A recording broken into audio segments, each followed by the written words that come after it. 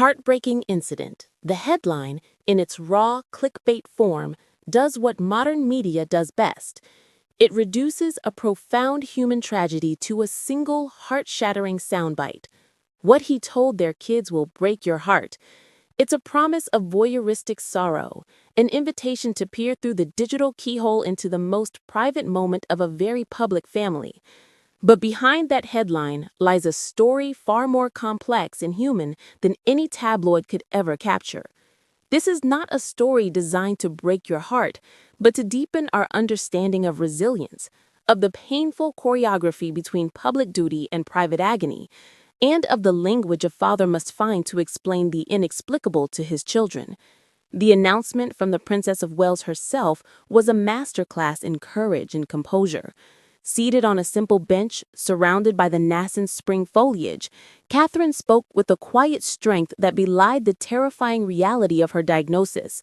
She spoke of the huge shock, of the need for time to process, to recover from major abdominal surgery, and to begin preventative chemotherapy.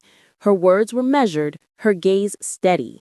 It was a message aimed at calming a nation, reassuring well-wishers, and most importantly, protecting her 3 young children from the media maelstrom. In that moment, she was not just a princess, she was a wife and mother building a fortress of privacy around her family. But while Catherine focused on her treatment and her children, the world's gaze inevitably turned to the man standing beside her, both in spirit and in duty, Prince William. The future king, the Duke of Cambridge, the son who had himself been a child subjected to the global spectacle of his mother's suffering, was now facing a parallel nightmare. His role has instantaneously and irrevocably transformed. He is now a pillar for a nation, a protector for his wife, and a sole, steady parent guiding his children through a storm no child should ever have to weather. The weight of that triple crown of responsibility is unimaginable. The ghosts of the past, a son's trauma, a father's resolve. To understand the depth of William's current challenge, one must glance backward, to the harrowing image of a 15-year-old boy walking behind his mother's coffin, his head bowed, his face a mask of suppressed grief. The world watched him then, and he learned in the most brutal way possible what it meant to grieve in public. He learned the cost of a media frenzy, the relentless pursuit, and the profound loneliness of being a symbol when all you want to be is a son. This history is not a footnote to the current crisis. It is the dark, defining shadow. Every decision William makes now is filtered through the ghost of that unresolved trauma. His fierce protection of Catherine's privacy is a direct rebuke to the forces he believes hounded his mother. His careful management of his children's exposure is a vow he made to his younger self. When he thinks about what to tell George, Charlotte, and Louis, he is also speaking to the boy he once was, offering the explanation, protection, and safety he was denied. This is the unspoken context that gives his current actions such profound gravity. He is not just navigating a medical crisis, he is exercising a familial ghost. He is determined to write a different ending for his own family, one where privacy is sacred, where the narrative is controlled by the family itself, and where the children are shielded, not showcased, in their moment of fear. The conversation. Deconstructing the heartbreak. So what did he tell their kids? The headline screams the question, but the reality is likely both simpler and more complex than any pithy quote. While we will never know the exact words, and nor should we, for they belong to that family alone, we can infer their essence from everything we know about William and Catherine's parenting style and the expert advice on discussing serious illness with children. It was not a single dramatic conversation, but likely a series of small, age-appropriate dialogues, a gradual unfolding of a difficult truth. The core message, the one that might break your heart in its stark, loving simplicity, would have been built on a foundation of honesty and reassurance. 1. For George, 10 years old, the burgeoning protector. As the oldest, George is at an age where he is beginning to understand the world's complexities and his own unique place in it. He is old enough to grasp the word cancer and its terrifying connotations.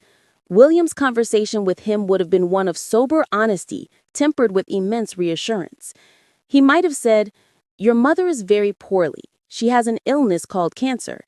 It's a serious word and it's okay to be scared, but she has the very best doctors in the world and they have a plan to make her better. It's called chemotherapy and it will make her feel very tired and unwell for a while, but it is medicine fighting the illness.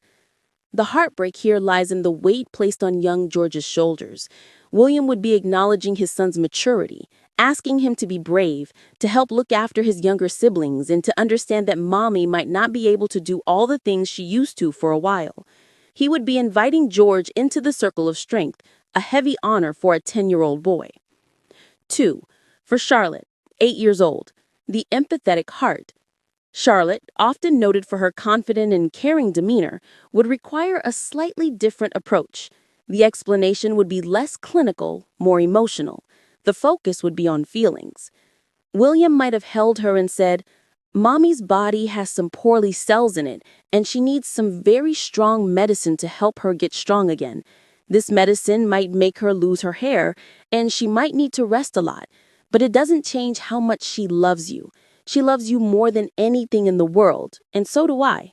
It's okay to be sad, it's okay to cry, and we can always talk about it." The heartbreak in this conversation is in its validation of a child's emotional world. It's the image of a father explaining potential hair loss, a visually startling side effect for a child, and framing it not as something frightening, but as a sign of the medicine working.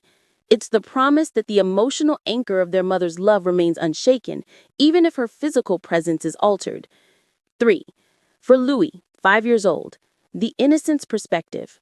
For the youngest, Louis, a whirlwind of energy and innocence, the concept would need to be distilled to its most basic elements. Abstract explanations would be confusing and frightening. William's words to Louis would have been the simplest and perhaps the most poignant. He might have said, "Mommy has a poorly bug in her tummy. She has to take some very strong magic medicine to fight the bug, and that medicine will make her feel very sleepy. So she might not be able to run around with you as much for a little while, but she needs all the extra cuddles and pictures you can give her to help her get better." The heartbreak here is in the preservation of innocence amidst the storm. It's a father using the language of a 5-year-old, poorly bug and magic medicine, to build a shield of understanding that protects his son from the full, brutal reality of the reality. It is a testament to a parent's love to translate terror into terms a child can bear. What unites all these imagined conversations is William's central, heartbreaking message. We will get through this together as a family. It's okay to be scared, but you are safe, you are loved, and mommy is fighting to be well. He is not hiding the truth, but he is framing it within an unshakable narrative of familial unity and hope. This is the antithesis of the shock and isolation he experienced, and it is his greatest act of love as a father. The dual role, sovereign in waiting and caregiver in chief. While William's primary focus is unquestionably his family, he cannot fully escape the mantle of his public role. He is the Prince of Wales, a senior working royal, and a key representative of the monarchy. This creates an almost impossible duality. He must be the stoic public figure while being the vulnerable private caregiver. His temporary withdrawal from public duties following Catherine's announcement was a powerful statement in itself. It signaled that for once, family first was not a platitude but a non-negotiable. It was a modern decision, one that prioritized emotional labor over ceremonial duty. In doing so, he redefined a core tenet of modern royalty, that strength is not always shown through a stiff upper lip in public, but sometimes through the quiet courage of being present at home. Yet, the public role does not vanish. When he does appear, the scrutiny is intense. Every glance, every perceived weight of his shoulders is analyzed. Is he tired? Is he sad? Is he putting on a brave face? This performance of stability is in itself a form of labor.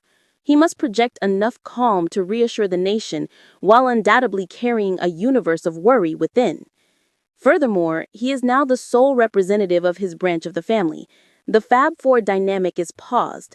The relentless media attention that would have been split between two couples now falls primarily on him during any public appearance. He is walking a tightrope, trying to maintain the public's connection to the monarchy while fiercely guarding his family's sacred private space. It is a balancing act of immense psychological pressure. The anatomy of a support system beyond the palace walls. No one, not even a future king, can shoulder such a burden alone. The resilience of William and his family during this time is not just a product of individual strength, but of a carefully constructed and fiercely protected support system. The Middletons. The role of Carol and Michael Middleton, Catherine's parents, cannot be overstated. They represent a source of normalcy, stability, and unconditional love that exists outside the royal bubble. Their home in Bucklebury is a sanctuary, a place where the children can simply be grandchildren, where the pressures of titles and protocol fall away. They are the logistical and emotional backbone, likely providing school runs, home-cooked meals, and the kind of mundane, grounding presence that is priceless in a crisis. The royal family.